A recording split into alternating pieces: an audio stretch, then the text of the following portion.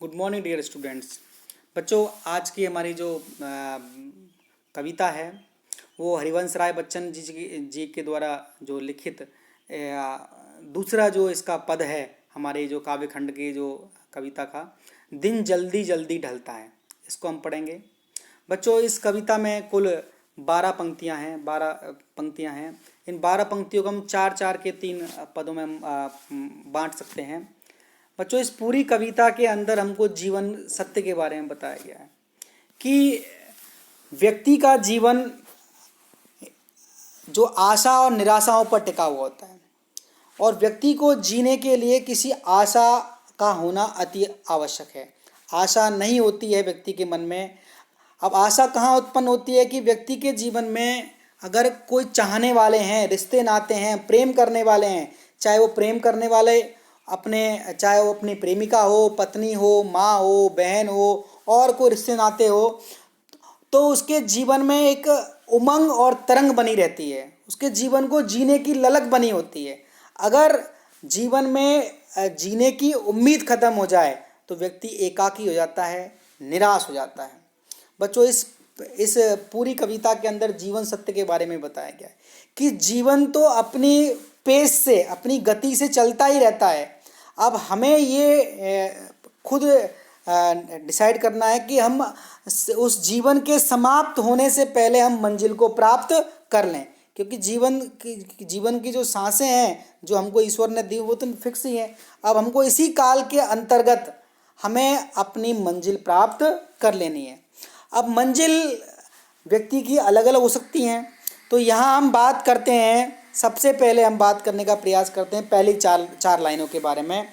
तो उसमें लिखा हुआ है, देखो, दिन जल्दी जल्दी ढलता है, हो जाए न पथ में रात कहीं, मंजिल भी तो है दूर नहीं, यह सोच थका दिन का पंथी भी जल्दी जल्दी चलता है, दिन जल्दी जल्दी चलता है।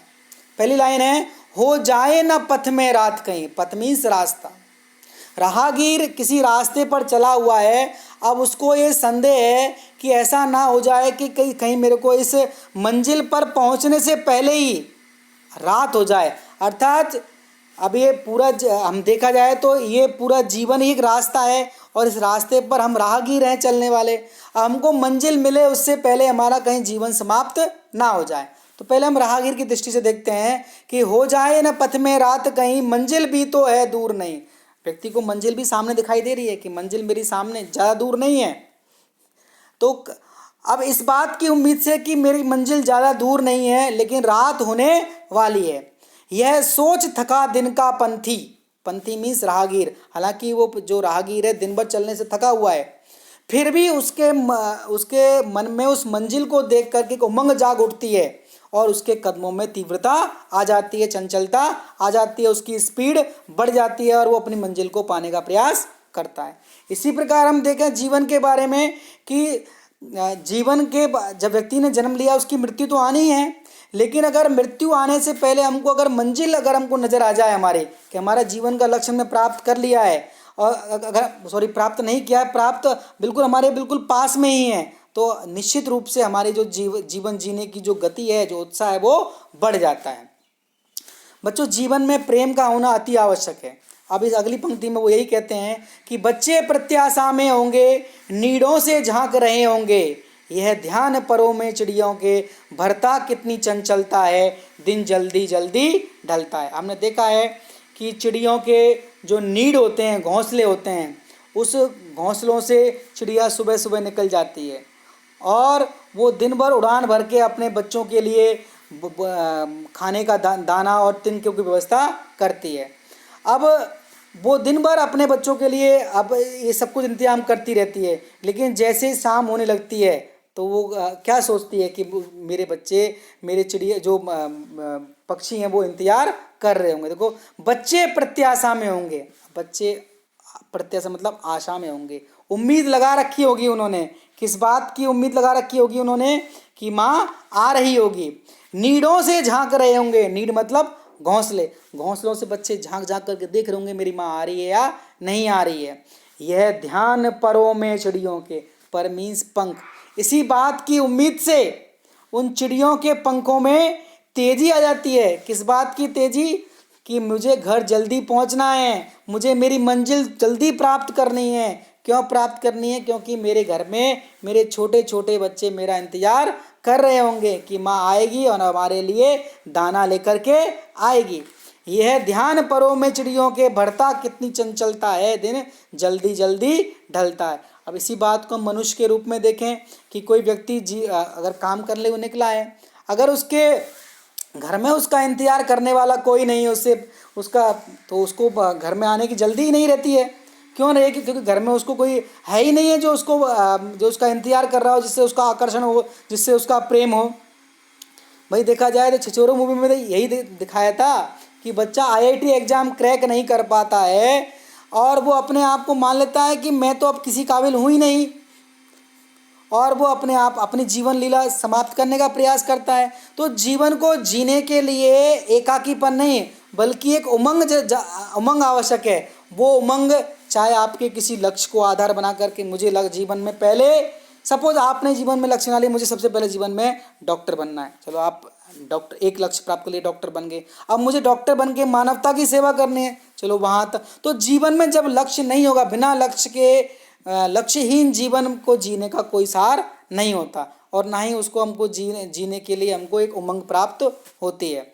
यहाँ कभी जीवन को जीने के लिए प्रेम का सहारा उसको आवश्यक है कि अगर आपके जीवन में आपके चाहने वाले नहीं हैं, आपको प्रेम करने वाले नहीं हैं, जिस प्रकार चिड़िया क्यों उड़ना चाहती है वापस? क्योंकि उसके छोटे छोटे बच्चे उससे प्रेम करते हैं और वो ममता के भूखे हैं, माँ की ममता पाना चाहते हैं वो, कि माँ जल्दी आएगी और हमको प्रेम से दाना चुगाएगी। इसी प्रकार एक माँ जो अपनी ड्यूटी पर है, वो अपनी ड्यूटी से वापस घर पहुंचने का प्रयास करती है, क्योंकि उसके घर में छोटे छोटे बच्चे हैं या फिर जो भी घर के सदस्य हैं, वो ये उम्मीद करते हैं कि माँ आएगी और हमको हमारा ख्याल रखेगी, हमको ममता प्रदान करेगी। तो यहाँ अब लास्ट 4 पंक्तियों में कवि स्वयं की बात करता है। कवि का प्रेम असफल हो चुका है, वह जीवन में अकेला है, उसके जीवन में कोई चाहने वाला नहीं है। तो कवि कहता है, मुझसे मिलने को कौन विकल, कि मुझसे मिलने को कौन व्याकुल है, अर्थात कोई व्याकुल नहीं है, मेरा कोई अपना नहीं है। मैं होऊं किसके हित चंचल, और मैं किसके लिए अपने चंचलता मेरे मन में लाऊं, उमंग लाऊं, उम्मीद लाऊं, जिसके लिए मैं घर पहुंचूं। यह प्रश्न शिथिल करता मन को, पद को, और इस बात को दिमाग में आते ही कवि के जो पैर हैं वो धीमे पड़ जाते हैं, अर्थात उसकी उमंग नष्ट हो जाती है और उसकी जो चंचलता, जो रही सही चंचलता है, वो भी नष्ट हो जाती है, उसके कदम शिथिल पड़ जाते हैं, उसका जोश खत्म हो जाता है। भरता उर में विभलता है, उसके हृदय में एक निराशा की भावना जागृत हो जाती है और दिन जल्दी जल्दी ढलता है। देखो, दिन तो उगेगा भी और ढल भी जाएगा।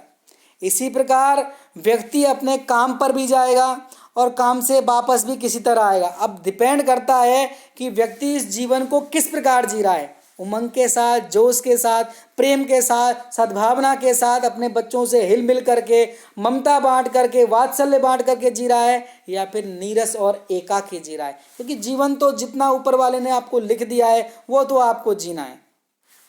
हमको जो भी ऊपर वाले ने जीवन दिया उसकी हमको सांसें तो पूरी करनी है। तो कवि यहाँ कहता है कि अगर आपको पूरी पंक्ति के अंदर जीवन का सत्य ही बताया गया है कि प्रेम पूर्वक, अगर आपके जीवन में प्रेम है, जीवन जीने का लक्ष्य है, उसकी उमंग है, उम्मीद है, तो निश्चित रूप से आपका जीवन सरस होगा और आपके जीवन में उमंग बनी रहेगी और आपका जीवन बहुत अच्छे से व्यतीत होगा। लेकिन अगर आपके जीवन में प्रेम नहीं है तो आपका जीवन निश्चित रूप से कवि की तरह होगा कि उसके घर में कोई वेट करने वाला, कोई इंतजार करने वाला नहीं है, इसलिए उसके कदम शिथिल पड़ जाते हैं। बच्चों, आप इस वीडियो को देखिए, इसके बाद आपके जो भी डाउट्स हैं आप मेरे से क्लियर कर सकते हैं। धन्यवाद।